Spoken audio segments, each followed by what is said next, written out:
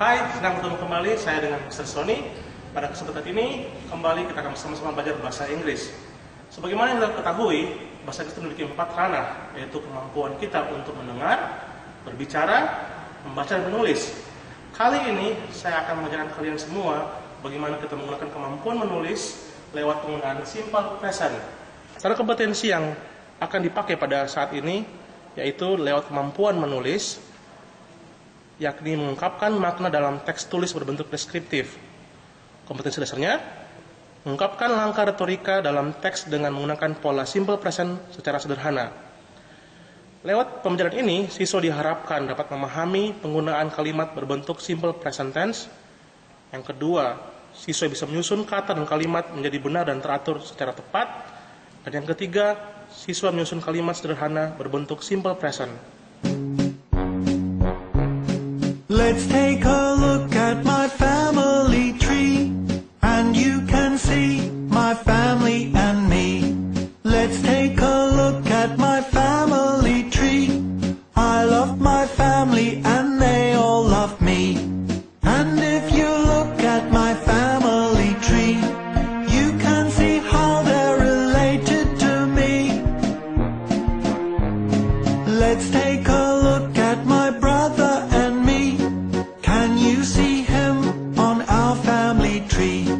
I love my brother loves me. I love my brother because he always goes walking with me. I love my brother, he's special to me because he always goes walking with me. Bagaimana tadi? Anda sudah menikmati klipnya? Sekarang, kalau Anda menyimak baik-baik klip tersebut, ada beberapa lirik yang akan kita lihat bersama-sama. Oke, lewat lirik Let's take a look at my family tree, kita melihat ada beberapa kalimat di dalamnya. Yang pertama, I love my family and they love me too. I love my brother. My brother loves me. I love my brother because he always goes walking with me. I love my brother. He is special for me. Dari kalimat ini, kita melihat ada beberapa penggunaan kalimat yang menggunakan simple present. Coba kita lihat. Yang pertama, I love my family. Apakah ini simple present? Ya. I love my brother. Ya, ini juga merupakan bentuk kalimat simple present. Bagaimana yang berikutnya? My brother loves me. Tentu, ini juga merupakan bentuk simple present. Demikian kalimat selanjutnya, he always goes walking with me. Ini pun merupakan bentuk kalimat simple present. Bagaimana dengan kalimat seperti ini? He is special for me. Tentu, ini juga merupakan kalimat bentuk simple present. Untuk itu, kita akan bersama-sama lebih dalam lagi membahas kalimat bentuk simple present yang akan saya jelaskan berikut ini. Baik, setelah kita menyimak berbagai kalimat dalam lirik Let's take a look at my family tree, mari bersama-sama kita melihat kembali bentuk-bentuk yang digunakan dalam simple present. Yang pertama, kalimat positif. Sebagaimana kalimat positif yang ada didahului dengan subjek, ada dua bentuk yang saya bagi di sini berdasarkan subjeknya. Yang pertama, subjek I, you, we, they, dan yang kedua, subjek he, she, it. Untuk subjek I, you, we, dan they, kita langsung menggunakan penambahan verb one atau kata kerja bentuk pertama. Kemudian dilanjutkan dengan objek atau pelengkap. Contoh kalimat seperti ini. We play badminton on Sundays. Kata play merupakan bentuk verb satu yang digunakan oleh subjek we. Kemudian penggunaan subjek he, she, it. Kita ambil contoh dalam penggunaan he, she, it ditambahkan dengan verb 1 dan ditambahkan dengan s dan atau es plus object. Demikian untuk kalimatnya seperti ini. He goes to cinema on weekends. Muncul pertanyaan tentunya apabila kita melihat kembali kenapa kalimat he, she, it menggunakan verb one harus menambahkan s atau is. Saat ini saya akan menerangkan kembali bagaimana penambahan S atau IS dalam kata kerja untuk subjek he, she, it. Perhatikan yang pertama, yang berakhiran O atau SS atau SH dan CH dan IS, tentunya berakhiran kata-kata seperti ini hanya ditambahkan dengan kata IS. Seperti ini, I brush. Ketika kita menggunakan orang ketiga tunggal seperti subjek he, maka menjadi he brushes. Atau kalimat I do menjadi my friend does. Yang kedua, kalimat atau kata kerja berakhiran Y dan sebelumnya diikuti konsonan atau huruf mati, maka Y harus diganti dengan IES. Seperti ini, I cry menjadi she cries. Itu berarti Y-nya dihilangkan dan diganti dengan huruf I, E dengan S, sehingga kata cry menjadi cries untuk orang ketiga tunggal. Untuk poin ketiga, kata kerja atau verb berakhiran Y dan didahului oleh vowel atau huruf hidup, maka hanya ditambahkan dengan S. Seperti kata kerja pray, I pray menjadi he prays.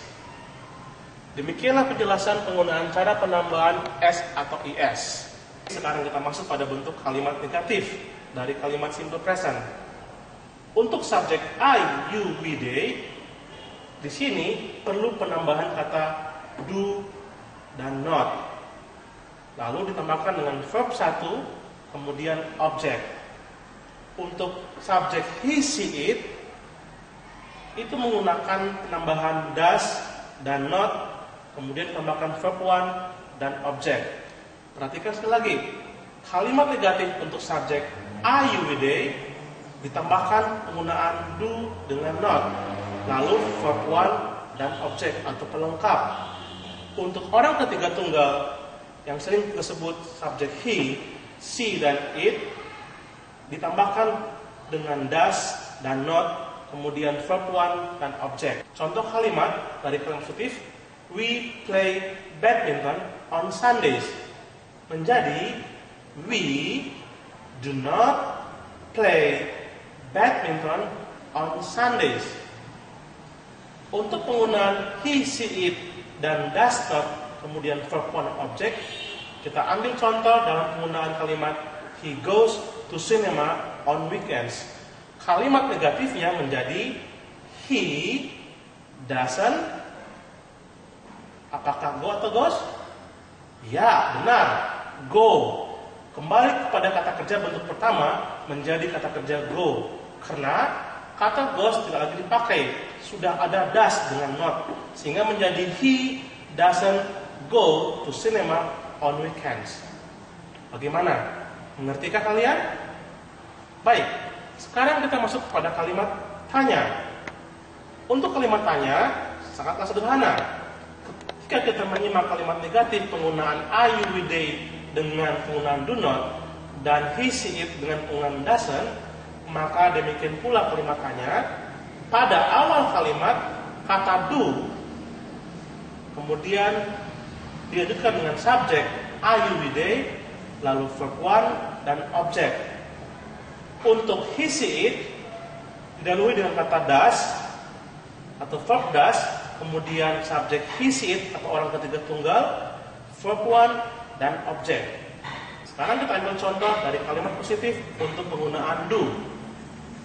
Do, subjeknya, kalau kita bertanya kepada do ketika ada contoh kalimat we play, maka kita bisa dengan mudah menggantikannya dengan do you all atau do they play badminton on Sundays. Kemudian untuk penggunaan does dengan contoh kalimat he goes to cinema on weekends. Perhatikan sekali lagi. Does he go to cinema on weekends? Benar, kita tidak menggunakan goes tapi memakai go karena sudah ada does, sehingga penggunaan kata go kembali kepada verb 1 tetap go, tidak menggunakan goes.